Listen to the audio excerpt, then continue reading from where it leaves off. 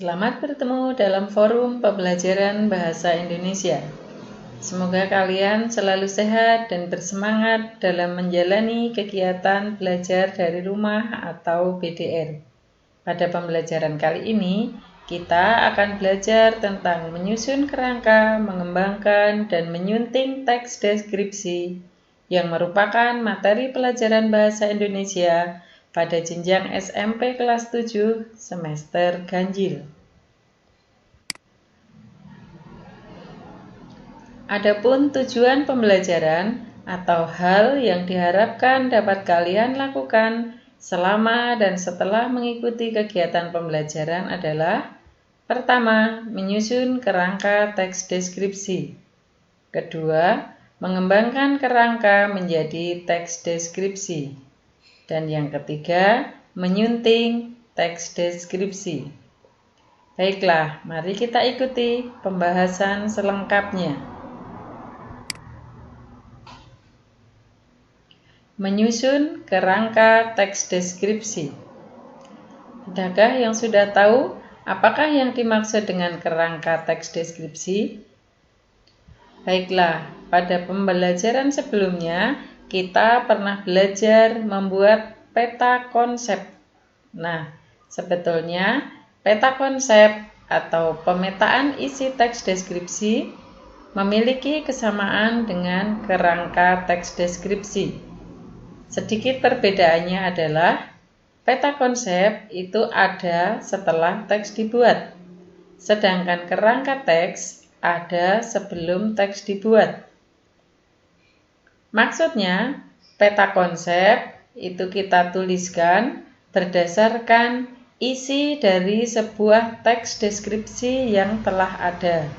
Sedangkan kerangka teks merupakan poin-poin yang kita tuliskan sebelum kita menyusun teks deskripsi. Bagaimanakah cara menyusun kerangka teks deskripsi? Caranya adalah dengan mendaftar topik dan sub-subtopik dari objek yang akan kita bahas. Topik dan sub-subtopik tersebut disiapkan sesuai dengan struktur teks deskripsi. Seperti yang sudah kita pelajari, bahwa teks deskripsi memiliki 3 struktur, yakni identifikasi, deskripsi bagian, dan simpulan atau kesan. Oleh karena itu, kita perlu mendaftar topik dan sub-subtopik pada struktur identifikasi, deskripsi bagian, dan simpulan atau kesan. Selanjutnya, kita akan belajar mengembangkan kerangka tersebut hingga menjadi sebuah teks deskripsi yang utuh. Langkahnya adalah: yang pertama, rangkai topik dan sub-subtopik hingga membentuk paragraf-paragraf sesuai struktur teks deskripsi. Jadi, dengan berpedoman pada topik dan subtopik yang sudah kita daftar, kita lalu membuat kalimat demi kalimat untuk menghasilkan sebuah paragraf.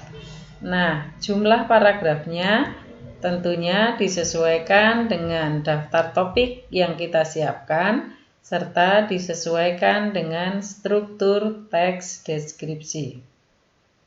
Setelah teks berhasil kita susun sesuai dengan struktur teks deskripsi, kita perlu melakukan langkah kedua dalam pengembangan kerangka menjadi teks deskripsi, yakni periksa penggunaan kata atau kalimat agar sesuai dengan kaidah bahasa teks deskripsi.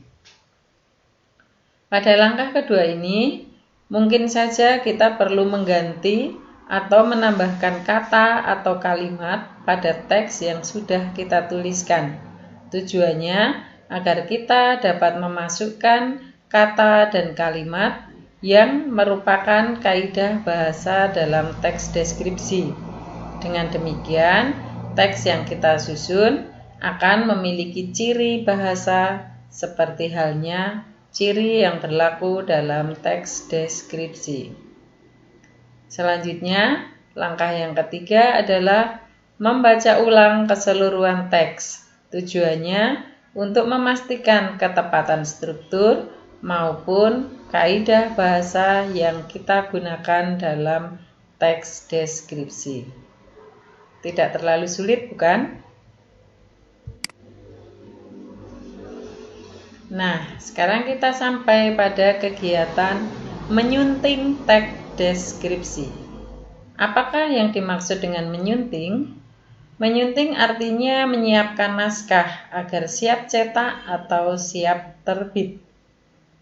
Nah, dalam kegiatan menulis teks deskripsi ini, nantinya kalian akan mengomunikasikan teks yang sudah kalian tulis kepada teman maupun kepada Bapak Ibu guru. Nah, agar naskahmu menjadi naskah yang baik dan benar, maka perlu kegiatan penyiapan naskah tersebut atau kegiatan menyunting. Secara sederhana, menyunting bisa diartikan sebagai kegiatan menemukan kesalahan dan memperbaikinya. Nah, pada bagian apa sajakah perlu dilakukan penyuntingan? Yang pertama adalah pada sistematika penyajian atau struktur teks. Kemudian yang kedua pada isi teks, dan yang ketiga pada bahasa teks.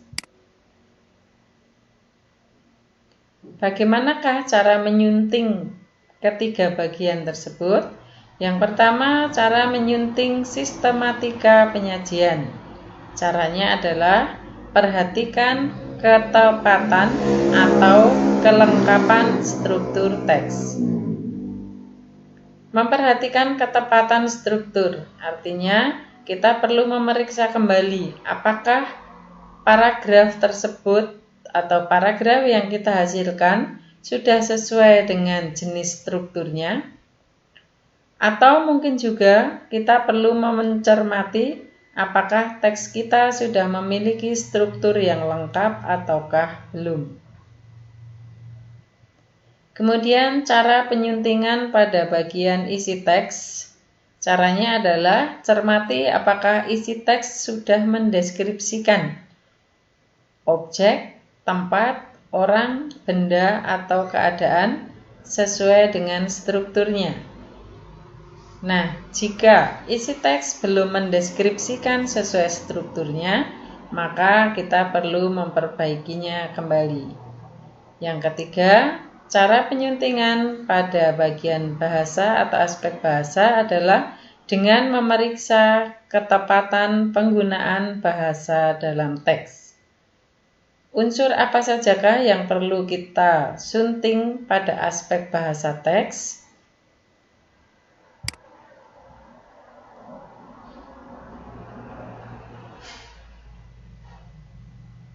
Nah, aspek penyuntingan bahasa dalam teks deskripsi mencakup 3 hal.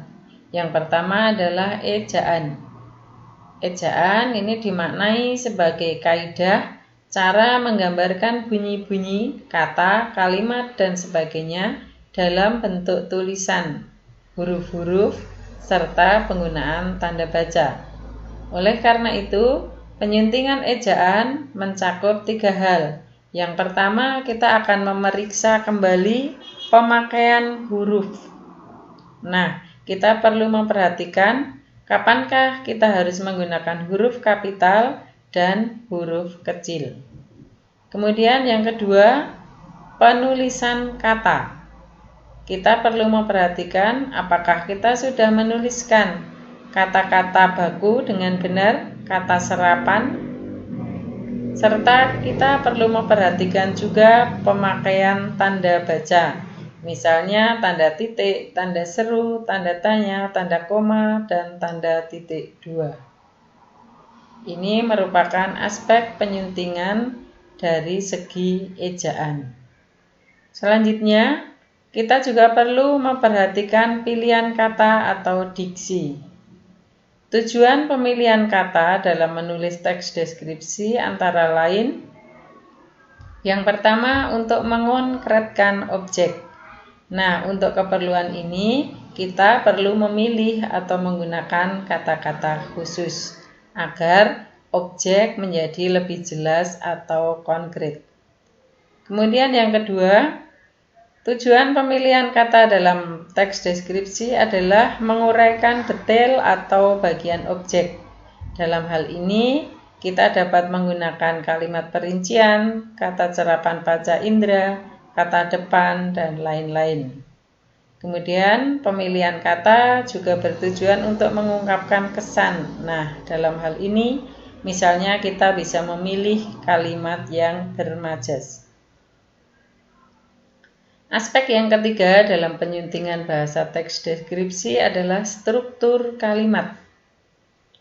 Struktur inti kalimat bahasa Indonesia adalah subjek ditambah predikat yang dapat ditambah atau dilengkapi dengan objek, pelengkap, dan atau keterangan.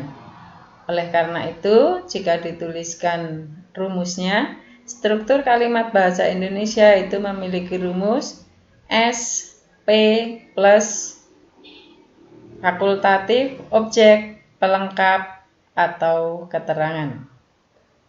Nah, contoh kalimat sesuai dengan pola tersebut adalah destinasi wisata ini menyediakan berbagai fasilitas edukasi yang sangat dibutuhkan saat ini.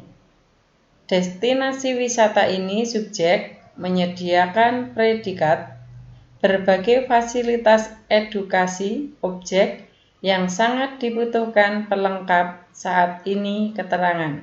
Nah, jika struktur kalimat ini dibolak-balik misalnya, maka mungkin akan menyulitkan pembaca dalam memahami makna kalimatnya. Dan ketepatan struktur biasanya mempermudah pembaca dalam memahami isi kalimat.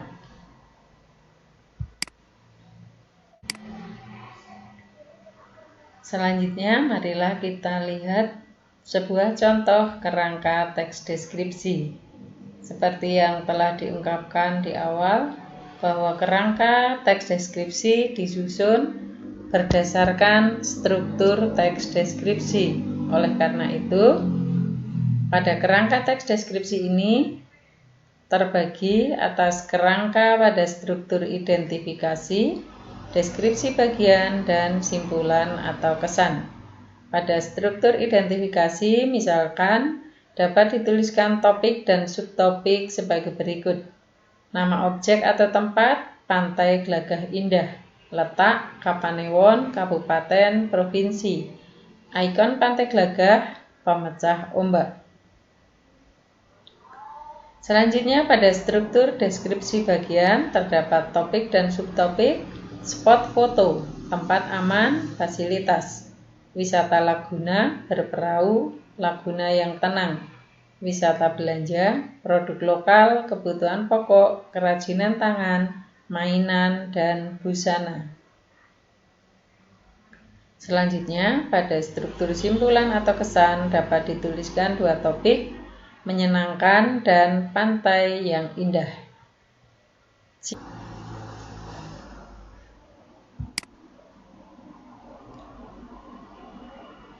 Nah, jika kerangka tersebut dikembangkan menjadi sebuah teks deskripsi yang utuh, maka akan dihasilkan sebuah teks deskripsi sebagai berikut. Judul teks, Pantai Glagah Indah. Kemudian, paragraf identifikasi. Salah satu objek wisata pantai yang terkenal di wilayah Kulon Progo adalah Pantai Glagah Indah. Pantai ini terletak di Kapanewon Temon, Kabupaten Kulon Progo, Daerah Istimewa Yogyakarta. Pantai ini memiliki ikon berupa beton-beton besar penghalang ombak atau yang sering disebut dengan pemecah ombak. Beton-beton pemecah ombak dipasang berderet di bibir pantai. Ya, ini merupakan paragraf identifikasi hasil pengembangan dari kerangka pada struktur identifikasi. Selanjutnya, 3 paragraf berikut merupakan paragraf deskripsi bagian yang dikembangkan berdasarkan kerangka pada deskripsi bagian. Untuk topik yang pertama adalah tentang spot foto. Maka paragraf yang dihasilkan adalah Pantai Glagah saat ini juga semakin semarak dengan adanya fasilitas-fasilitas spot foto. Fasilitas ini dipasang di beberapa tempat aman dari hempasan ombak yang telah dihalangi oleh beton pemecah ombak. Berbagai ungkapan atau kalimat menarik yang dituliskan di papan kayu, rangkaian bunga, payung, atau benda-benda pendukung pengambilan foto lain pun telah disediakan untuk melengkapi spot foto yang berlatar belakang gulungan ombak. Berikutnya, berdasarkan topik yang kedua pada deskripsi bagian wisata Laguna. Paragraf yang dihasilkan, wisata Laguna Pantai Glagah juga menarik untuk dicoba. Kepada para wisatawan, ditawarkan fasilitas berperahu mengelilingi laguna yang luas, yang berair tenang, sebagai antiklimaks dari riuhnya ombak yang tak henti-hentinya menghantam beton pemecah ombak. Paragraf deskripsi bagian yang terakhir dikembangkan dari topik wisata belanja. Paragraf yang dihasilkan, para wisatawan juga dapat menikmati wisata belanja di area Pantai Glagah Indah. Berbagai produk olahan lokal, barang-barang kebutuhan pokok, aneka kerajinan tangan, mainan, produk busana, dan lain-lain dapat dipinang untuk dibawa pulang sebagai kenang-kenangan terhadap pantai berdinding beton yang indah ini. Terakhir, paragraf simpulan atau kesan. Sungguh menyenangkan menikmati keindahan pantai dengan segala pernik kemegahannya. Ditambah lagi, kekhasan pantai ini semakin melengkapi kesan indrawi kita bahwa Pantai Glagah memanglah indah. Ya, inilah paragraf hasil pengembangan dari kerangka deskripsi yang sudah kita susun. Nah, apakah paragraf ini memiliki kesalahan-kesalahan? Marilah kita lihat pada bagian menyunting teks deskripsi. Baik, setelah kita lakukan pencermatan, ternyata teks deskripsi yang berjudul Pantai Glagah Indah memiliki 3 kesalahan. Kesalahan yang pertama adalah kesalahan ejaan, yakni pada penulisan huruf kapital. Pada teks tertulis, pantai ini terletak di Kapanewon Temon, Kabupaten Kulon Progo, Daerah Istimewa Yogyakarta. Nah, pada kalimat ini terdapat kesalahan penulisan huruf kapital. Huruf kapital dipakai sebagai huruf pertama nama geografi, yakni pada nama Kapanewon Temon. Oleh karena itu, perbaikannya menjadi pantai ini terletak di Kapanewon Temon dengan huruf kapital pada kata Kapanewon, Kabupaten Kulon Progo, Daerah Istimewa Yogyakarta. Kesalahan yang kedua adalah pada penulisan kata ulang. Pada teks tertulis, Pantai Glagah Indah saat ini juga semakin semarak dengan adanya fasilitas-fasilitas spot-spot foto yang dipasang di beberapa tempat. Kesalahan yang terjadi pada kalimat ini adalah seharusnya bentuk ulang yang berupa gabungan kata, pengulangan hanya dilakukan dengan mengulang unsur pertama pada bentuk ulang tersebut, sehingga perbaikannya menjadi Pantai Glagah saat ini juga semakin semarak dengan adanya fasilitas-fasilitas spot foto yang dipasang di beberapa tempat. Selanjutnya, kesalahan yang ketiga adalah kesalahan penggunaan tanda baca. Pada teks tertulis, sungguh menyenangkan menikmati keindahan pantai dengan segala pernik kemegahannya. Ditambah lagi, kekhasan yang dimiliki pantai ini semakin melengkapi kesan indrawi bahwa Pantai Glagah memanglah indah. Pada kalimat kedua, ini terdapat ungkapan penghubung antar kalimat, yakni ditambah lagi. Nah, tanda koma seharusnya diletakkan di belakang kata atau ungkapan penghubung antar kalimat yang dituliskan pada awal kalimat, sehingga perbaikannya menjadi sungguh menyenangkan menikmati keindahan pantai dengan segala pernik kemegahannya.